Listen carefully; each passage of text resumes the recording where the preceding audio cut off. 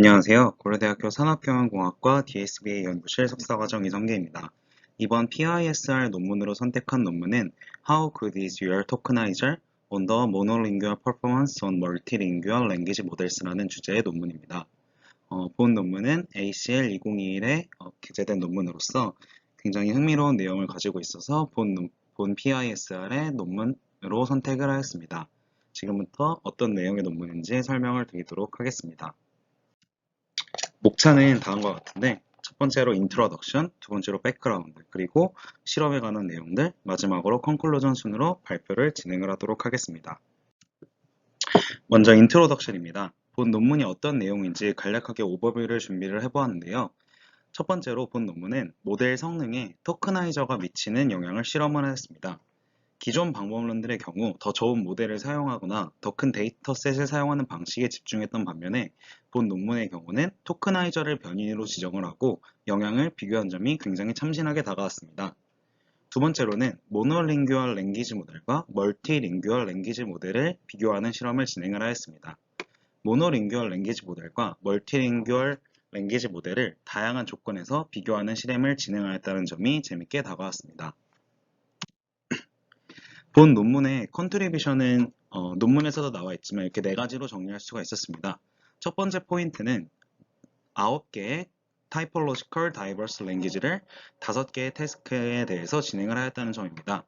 두 번째는 다양한 토크나이저를 사용을 하여서 다운스트림 태스크에서 토크나이저의 영향을 분석을 했다는 점입니다.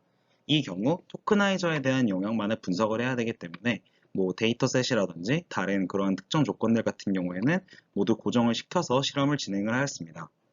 세 번째 포인트로는 성능에 영향을 미치는 요인들을 분리하고 각 요인별 영향력을 분석을 하였다는 점입니다.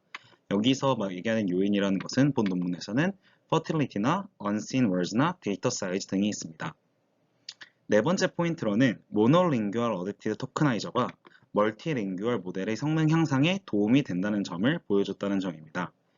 흔히들 토크나이저는 모델과 세트로 다니는 경우가 많은데 모노링규얼에서 학습이 된 토크나이저가 멀티링규얼 모델에 적용을 하였을 때 오히려 멀티링규얼 모델의 성능이 향상에 도움이 된다는 점을 실험적으로 밝혀낸 점이 굉장히 인상적이었습니다. 이제 본 논문을 이해하기 위해 필요한 백그라운드를 정리를 해보는 시간을 갖도록 하겠습니다.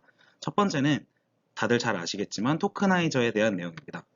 토크나이저란 주어진 텍스트나 혹은 코퍼스가 있을 때 이 텍스트를 토큰이라는 작은 단위로 나누는, 즉 토크나이제이션을 진행을 하는 도구라고 생각을 하시면 됩니다. PLM, 즉 Pre-trained Language 모델의 경우 보통 학습에 사용된 토크나이저를 사용을 해야 하는 것이 일반적입니다. 또한 PLM과 토크나이저는 보통 세트로 사용되고 있는 것이 일반적인 관례입니다. 예를 들어서 이제 토크나이저에 대한 예시를 보여준 그림이 이와 같은데요. A Swedish word for buffet style dining is known as 제가 스웨덴말을 잘 몰라서 이 단어는 읽지 않도록 하겠습니다. 그래서 예를 들어서 이러한 문장이 있을 때 토크나이저를 거치게 되면 이 각각의 단어들을 이렇게 서브워드 형식으로 나눠서 토크나이징을 해주는 것이 토크나이저의 역할이다 라고 생각을 해주시면 될 것 같습니다. 두 번째로는 모노링규얼 모델과 멀티링규얼 모델에 대해서 간략히 설명을 드리도록 하겠습니다. 모노링규얼 랭귀지 모델이란 말 그대로 모노, 즉 하나의 언어로 학습된 랭귀지 모델들을 의미합니다. 대표적으로 저희가 알고 있는 버트라든지 GPT-2라든지 이런 알고 있는 대부분의 모델들이 모노링규얼 랭귀지 모델이라고 생각하시면 될 것 같습니다. 두 번째로 멀티링규얼 랭귀지 모델이란 말 그대로 멀티, 즉 여러 개의 언어로 학습된 랭귀지 모델을 의미합니다. 본 논문에서 다루고 있는 Mbot가 그 대표적인 예시이고 XLMR이라는 모델도 있습니다. 이러한 모노링규얼 랭귀지 모델과 멀티링규얼 랭귀지 모델을 비교를 해보면 다루는 언어가 많아질수록, 즉 이거는 멀티링규얼 랭귀지 모델의 경우에 해당이 되는데 이렇게 멀티링규얼 랭귀지 모델에서 다루는 언어의 수가 많아질수록 커스 오브 멀티링규얼리티로 인하여 싱글 멀티링규얼 랭귀지 모델의 성능이 저하되는 것이 일반적입니다. 즉 멀티링규얼 랭귀지 모델의 용량이 고정이 되어 있다면 언어를 많이 넣어주면 넣을수록 결국 그 언어 하나당 할당할 수 있는 공간이 적어지기 때문에 결국에는 Curse of Multilinguality가 발생을 한다는 것이 이 내용에 대한 설명입니다. 또한 멀티링규얼 랭귀지 모델이 모노링규얼 태스크에 비해서 낮은 성능을 보인다는 것은 여러 연구를 통해 입증이 됐지만 정확한 실험을 통해 이것이 왜 그렇게 되는지에 대한 규명은 아직 미비한 상황입니다. 아까 앞 장표에서 언급을 했던 Curse of Multilinguality에 대해서 조금 더 자세히 설명을 드리도록 하겠습니다. 저는 Curse of Multilinguality를 보고 자연스럽게 Curse of Dimensionality라는 굉장히 유명한 텀이 생각이 났는데요. 이 Curse of Dimensionality란 결국 변수, 인스턴스가 증가를 하게 되면 같은 설명력을 필요로 하기 위해서는 데이터셋의 규모가 지수적으로 증가해야 한다는 내용입니다. 밑에 있는 그림을 참고하시면 조금 더 이해가 편하실 것 같습니다. 결국에는 Curse of Multilinguality도 저는 Curse of Dimensionality와 비슷한 느낌의 단어라고 생각을 했는데 단순히 curse 이렇게 두 개의 curse가 들어가서가 아니라 왜 그런지 조금 더 살펴보면 결국 Curse of Multilinguality란 모델의 캐패시티가 고정된 상태에서 새로운 언어를 추가할 경우 크로스링규얼 퍼포먼스가 향상되다가 어느 순간부터는 성능이 감소하는 현상을 의미합니다. 이것이 왜 그렇게 되냐면 결국에는 크로스링규얼 퍼포먼스가 증가를 향상이 되려면 다양한 언어에 대한 인식이 있어야 되는데 언어를 계속 넣게 되면 모델의 언어를 넣게 되면 다양한 언어에 대한 인식은 증가가 되지만 결국에는 모델의 캐패시티가 고정되어 있기 때문에 그 각 언어당 할당할 수 있는 공간은 적어지게 됩니다. 그래서 결론적으로 다양한 언어에 대한 인식과 Curse of Dimensionality가 약간의 트레이드오프를 발생하는 그러한 구조로 이루어져 있기 때문에 Curse of Multilinguality가 발생을 한다고 개인적으로 해석을 하였습니다. 두 번째로는 조금은 저에게 덜 친숙한 멀티링규얼 랭귀지 모델에 대해서 설명을 한번 해보도록 하겠습니다. 본 논문에서는 엠버트와 XLMR에 대한 설명이 있어서 저도 두 개에 대한 설명을 가지고 왔습니다. 먼저 첫 번째로 엠버트란 104개의 언어로 학습이 된 멀티링규얼 버트 기반의 모델이라고 보시면 됩니다. 총 11만 9,547개의 서브월드 토큰으로 구성이 되어 있으며 shared vocabulary를 사용을 하였습니다. 또한 멀티링규얼 모델의 가장 큰 이슈인 데이터 임밸런스드 문제를 해결을 하기 위해서 오버, 언더 샘플링을 사용을 하였습니다.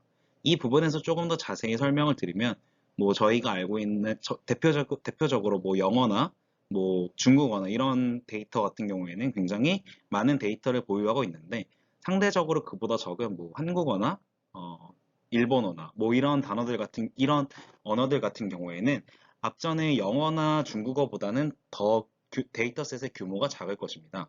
그렇기 때문에 이렇게 다 같이 넣고 학습을 돌리게 되면 영어와 중국어에 대한 내용은 굉장히 많지만 한국어에 대한 내용은 굉장히 비교적 적기 때문에 데이터 임밸런스 때 문제가 발생을 하게 됩니다. 그래서 이를 해결하기 위해서 비교적으로 다른 데이터셋보다 규모가 적은 한국어 같은 경우에는 조금 더 샘플링을 많이 해주는 오버 샘플링을 적용을 하고 영어나 중국어 같은 경우에는 언더 샘플링을 적용을 하는 것이 엠버트의 이 데이터 임밸런스 문제를 해결하기 위한 방법이라고 생각을 하시면 될 것 같습니다. 두 번째 내용으로 XLMR에 대해서 설명을 드리겠습니다. XLMR도 마찬가지로 벌트의 구조를 그대로 사용을 하지만 데이터셋의 크기를 더 확장시킨 모델이라고 보시면 됩니다. 앞전에서 언급한 그 로우 리소스 랭귀지를 커먼 크롤링을 통해서 데이터를 추가적으로 수집을 하였다는 컨트리뷰션이 있습니다. XLMR도 마찬가지로 shared vocabulary를 사용을 한다고 합니다. 다음으로 본 논문에서 사용된 텀 중 하나인 subword fertility와 proportion of continued words에 대해 설명을 드리도록 하겠습니다. subword fertility를 먼저 설명을 드리면 이 fertility는 우리말로 했을 때 생식력이라는 뜻입니다. 본 논문에서는 이 텀에 대해서 정확히 the average number of subwords produced per tokenized word라고 정의가 되어 있습니다. 이를 조금 더 우리가 알아듣기 쉽게 해석을 한번 해보면 얼마나 공격적으로 토크나이저가 스플릿을 진행을 하는지 이를 측정하는 척도라고 보시면 될 것 같습니다. 두 번째로 proportion of words에 대해 설명을 드리면 본 논문에서는 The tokenized word is continued across at least two subtokens 이렇게 해석이 되어 있는데 결국에 이를 조금 의역을 해보면 얼마나 자주 단어를 스플릿하는지를 측정하는 척도라고 보시면 될 것 같습니다. 이 두 개의 개념이 상당히 유사한데 정말 쉽게 생각을 하면 토크나이저에 대한 매트릭이고 그리고 두 매트릭 모두 낮을수록 성능이 우수하다는 점만 일단은 기억을 해주시면 될 것 같습니다. 두 번째로 마지막 다음 꼭지로 익스페리먼트 셋업으로 넘어가도록 하겠습니다. 이 실험에 대한 설정에 대한 오버뷰를 정리를 해봤는데 크게 모델과 언어와 태스크와 팩터로 정리를 해보았습니다. 모델 같은 경우에는 이제 멀티링규얼 버트를 사용을 하였고 랭귀지 같은 경우에는 9개의 랭귀지인데 8개의 랭귀지 패밀리에서 가져온 9개의 랭귀지라고 보시면 될 것 같습니다. 그리고 태스크 같은 경우에는 5개의 스트럭처 태스크를 가지고 왔는데 우리가 잘 알고 있는 NER 태스크, SA 태스크, QA 태스크, UDP 태스크, POS 태스크 이렇게 5가지를 뽑아왔다고 합니다. 그 다음에 팩터로 즉 본 실험에서 이제 확인을 하고자 하는 팩터들로는 토크나이저와 프리트레이닝 데이터셋 2개가 있었습니다. 이제 랭귀지와 언어와 태스크를 어떤 기준으로 선택을 했는지에 대한 설명을 드리도록 하겠습니다. 본 논문에서의 랭귀지와 태스크 셀렉션의 기준은 크게 3가지를 뽑을 수가 있는데요. 첫 번째로 Typological Diversity, 두 번째로 Availability of Pre-trained Monolingual BOT Models, 세 번째로 Standard Evaluation Benchmarks for Sufficient Number of Tasks입니다. 이 3개를 보면 결론적으로 일단 첫 번째에서는 다양한 언어를 사용하겠다고, 근데 이 언어들을 다 사용하는 것이 쉽지는 않으니 이미 모노링규얼 버트 모델이 있는 언어들을 가지고 와서 조금 더 실험의 편의성을 도모하겠다라는 점을 알 수 있으며, 그리고 마지막으로 이제 태스크를 셀렉션한 기준은 스탠다드 이밸리에이션 벤치마크시 충분하게 있는, 그래서 비교를 하기가 쉬운 그러한 태스크들을 뽑아오겠다. 이 정도로 정리를 할 수가 있습니다. 결론적으로 실험을 조금 더 쉽게 하기 위해서 태스크와 랭귀지를 선택 기준을 작성하였다. 그렇게 생각을 하시면 될 것 같습니다. 그래서 결론적으로 총 이렇게 9개의 언어들을 가지고 왔고 그 각각에 대해서 이렇게 프리트레인드 버트 모델은 이와 같습니다.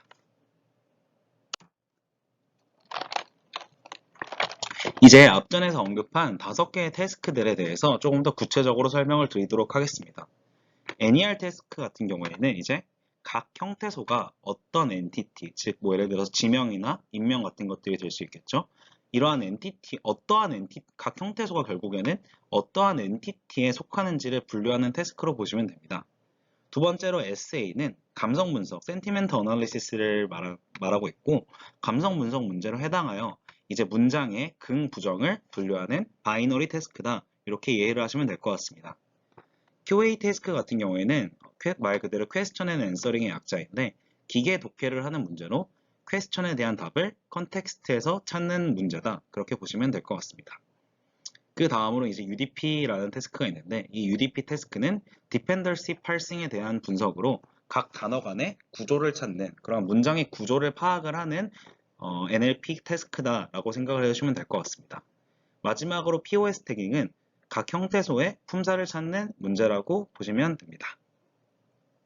다음으로 이제 파인 튜닝 셋업에 대해서 설명을 드리도록 하겠습니다. NER, SA, QA, POS 태깅 같은 경우에는 버트의 스탠다드 파인 튜닝 셋업을 따라갔다고 본 논문에 적혀 있으며 UDP 같은 경우에는 트랜스포머 베이스드 베어리언트를 따라갔다고 언급이 되어 있습니다. 다음으로 이밸류에이션 매트릭과 하이퍼 파라미터에 대해 설명을 드리면 첫 번째로 이밸류에이션 매트릭을 설명을 드리면 NER 같은 경우에는 F1 스코어를 사용을 하였고 SA와 POS 태깅 같은 경우에는 어큐러시를 사용을 하였으며 UDP 같은 경우에는 UAS, LAS를 사용을 하였고 QA 같은 경우에는 EM과 F1을 사용을 하였습니다.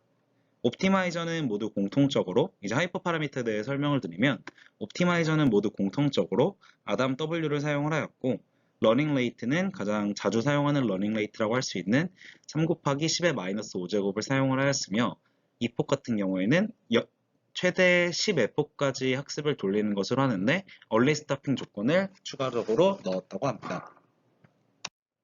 다음으로 익스페리먼트 리졸트에 대해서 설명을 드리도록 하겠습니다. 멀티링규얼 랭귀지 모델과 모노링규얼 랭귀지 모델을 비교한 장표는 이 아래와 같은데 이 내용을 조금 정리를 해보면 첫 번째로 대부분의 언어가 모노링규얼의 성능이 우수하며 특히 FI와 TR과 KO와 AR의 경우는 더 큰 차이를 보인다는 것을 장표를 통해서 알 수가 있었습니다. 또한 ID, 인도네시아 언어의 경우 멀티링규얼의 성능이 조금 더 우수하다는 그런 결과가 나왔습니다. 특히 UDP 태스크의 경우 모노링규얼과 멀티링규얼의 갭이 굉장히 크다는 것을 알 수 있었고 여기서 모노링규얼이 멀티링규얼보다 우수하다. 특히 UDP 태스크에는 그러한 결과가 나왔습니다. 본 논문에서는 모노링규얼과 멀티링규얼 랭귀지 모델의 성능의 갭을 토크나이저와 코퍼스 사이즈, 랭귀지, 태스크로 꼽고 각 팩터들에 대한 실험을 진행을 하였습니다. 다음으로 토크나이저와 코퍼스 사이즈에 대한 내용을 비교를 해보려고 하는데 우선은 코퍼스 사이즈에 대한 내용부터 정리를 해보도록 하겠습니다. 앞전의 장표에서 저희가 확인을 했던 내용인데 비교를 하기 쉽게 하기 위해서 여기다가 조금 정리를 해보았습니다. 모노링규얼이 우수했던 랭귀지 같은 경우에는 이와 같고 멀티링규얼이 우수했던 랭귀지는 이와 같은데 그리고 성능이 대체적으로 비슷했던 랭귀지 같은 경우는 이와 같습니다. 이제 이 것들을 가지고 요 그래프를 조금 분석을 해보면 모노링규얼이 우수했던 경우에는 예를 들어서 뭐 핀란드어를 좀 고정을 해서 한번 보도록 하겠습니다. 이 적색으로 보이는 그 막대가 모노링규얼 모델의 코퍼스 사이즈다 그렇게 보시면 되고 이 푸른색으로 되어 있는 것이 멀티링규얼 버트의 코퍼스 사이즈다라고 보시면 되는데 보시는 그림과 같이 굉장히 큰 차이를 보이고 있습니다. 모노링규얼이 압도적으로 데이터가 많은 것을 확인을 할 수가 있습니다. 그 다음에 멀티링규얼이 우수했던 인도네시아 같은 경우에도 모노링규얼이 훨씬 더 높은 비중을 가지고 있는데 이 부분에 대해서는 사실 이 장표를 가지고는 설명을 할 수가 없다. 그렇게 말씀을 드릴 수가 있을 것 같습니다. 그리고 비교적 성능이 비슷했던 뭐 영어나 일본어 같은 경우에는 비교를 해보시면 여기 같은 경우에는 오히려 멀티링규얼 버트가 더 많은 데이터를 가지고 있음을 확인할 수 있었고 일본어도 마찬가지의 결과를 나타내는 것을 이 표를 통해서 알 수가 있었습니다. 즉 다시 한번 정리를 하자면 저희가 알고 있듯이 일반적으로 프리트레이닝 코퍼스 사이즈가 클수록 성능이 우수합니다. 왜냐하면 데이터를 그만큼 더 많이 사용했기 때문입니다. 하지만 인도네시아어를 제외한 경우에 하지만이 아니라 인도네시아어를 제외한 경우에는 코퍼스 사이즈와 성능이 이 앞에서 언급한 요 내용과 유사한 상관관계를 가짐을 알 수 있었는데 이 인도네시아어의 같은 경우에는 이제 코퍼스 사이즈의 크기로 차이를 설명할 수 없다는 사실을 본 장표를 통해서 알 수 있었습니다. 다음으로 이제 토크나이저에 대한 토크나이저에 대한 실험으로 한번 넘어가 보도록 하겠습니다. 앞에서 언급했던 그 백그라운드에 있었던 서브워드 퍼틸리티와 proportion of continuous word에 대한 내용인데 이 서브워드 퍼틸리티와 proportion of continuous words 두 가지의 지표는 모두 낮을수록 좋은 지표입니다. 그렇기 때문에 그리고 굉장히 두 개가 비슷한 개념이기 때문에 굉장히 유사한 상관관계를 갖는다는 것을 그래프를 통해서 직관적으로 확인을 할 수가 있습니다. 앞서 언급을 했듯이 이 두 가지의 척도 모두 낮을수록 좋은 척도이며 결국에는 토크나이저가 얼마나 단어를 스플릿하는지를 측정하는 매트릭이다 그렇게 보시면 될 것 같고 일본어와 ZH를 제외한 모든 언어에서 모노링규얼 토크나이저가 우수한 성능을 보인다는 것을 확인을 할 수가 있었습니다.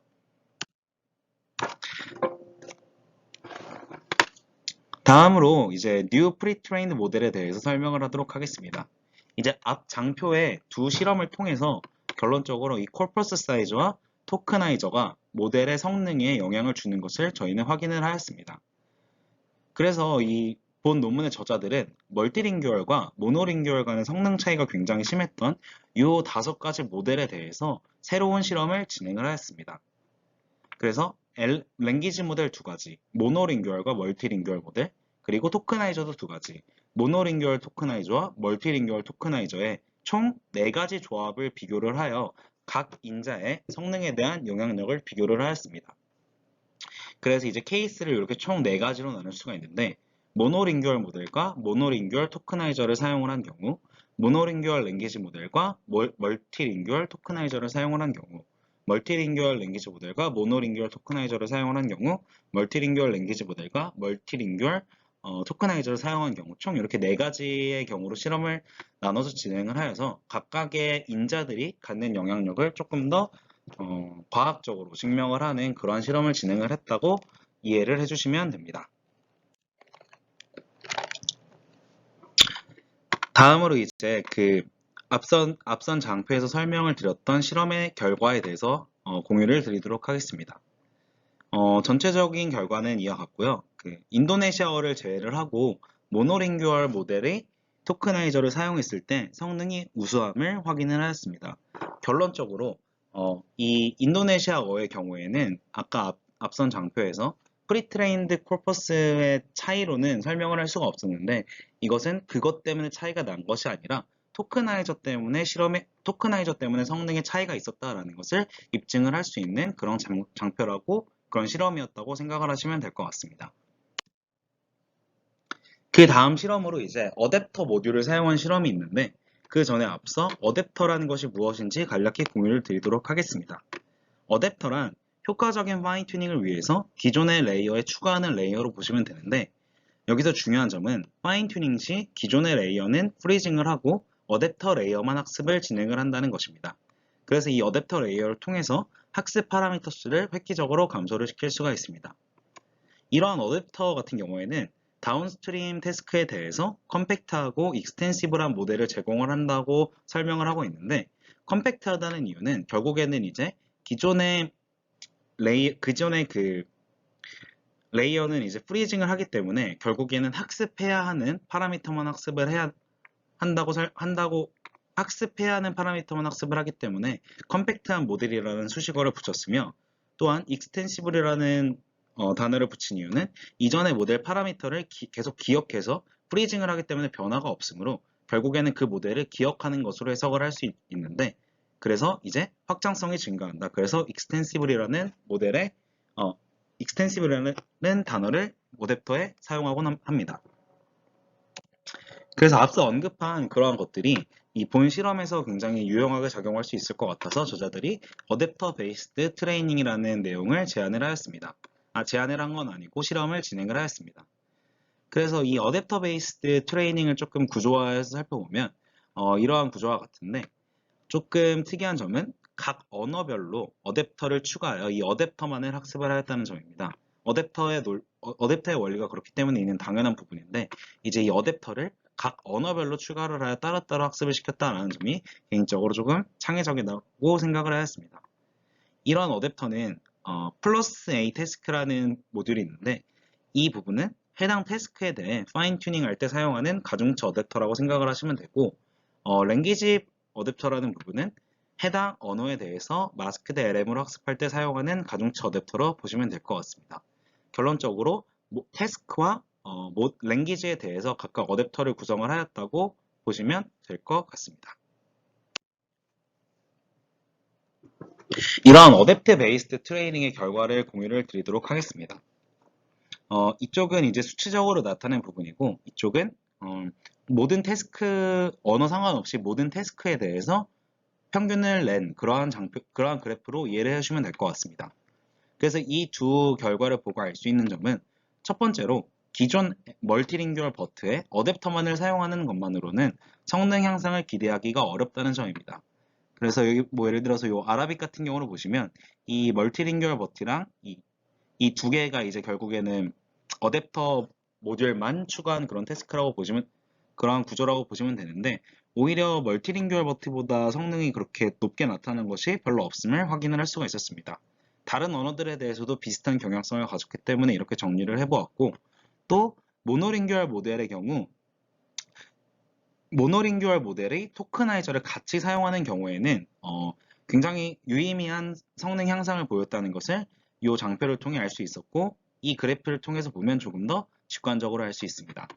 모노링규얼 모델의 토크나이저를 같이 사용한 부분이 이 마지막 이 짙은 파란색 부분인데, 다른 것들에 비해서 이 부분은 이제 이 부분은 모노링규얼에 대한 결과인데, 이 모노링규얼 결과를 제외하고는 항상 가장 높은 성능을 보여주는 것을 이 그래프를 통해서 알 수 있었습니다. 다음으로 이제 correlation analysis를 공유해 드리도록 하겠습니다. 각각의 태스크에 대해서 각각의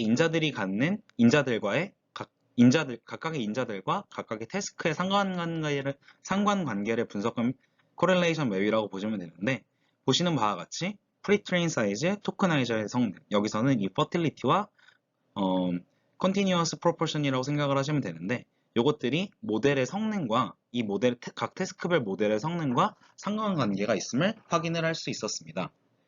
또한 이 표에서 보면 알 수 있듯이, 이 맵에서 보면 알 수 있듯이 UDP 태스크와 QA 태스크에서 가장 강한 상관관계를 보였습니다. 본 논문의 결론을 설명을 드리며 본 발표를 마무리 짓도록 하겠습니다. 첫 번째로 서머리인데요. 본 논문의 경우 모델의 성능 향상에 토크나이저의 역할이 중요함을 실험적으로 증명을 하였습니다.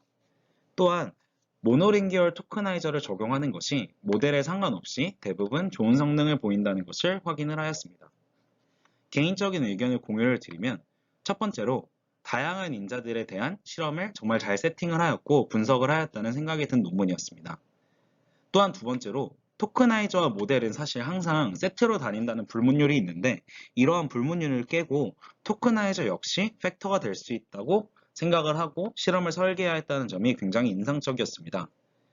이번의 연장선상에서 느낀 점은 앞으로 당연한 것이 좋은 연구의 소재가 될 수 있음을 항상 유념해야 된다는, 그런 기초가 튼튼해야겠다는 생각, 그런 당연한 것을 이제 연구 소재로 생각을 할 수 있는 그런, 어찌 보면 약간 창의적인 아이디어가 연구에 굉장히 도움이 많이 되겠다, 이런 생각을 들게 해준 뜻깊은 논문이었습니다. 이상으로 PISR 발표를 마치도록 하겠습니다. 감사합니다.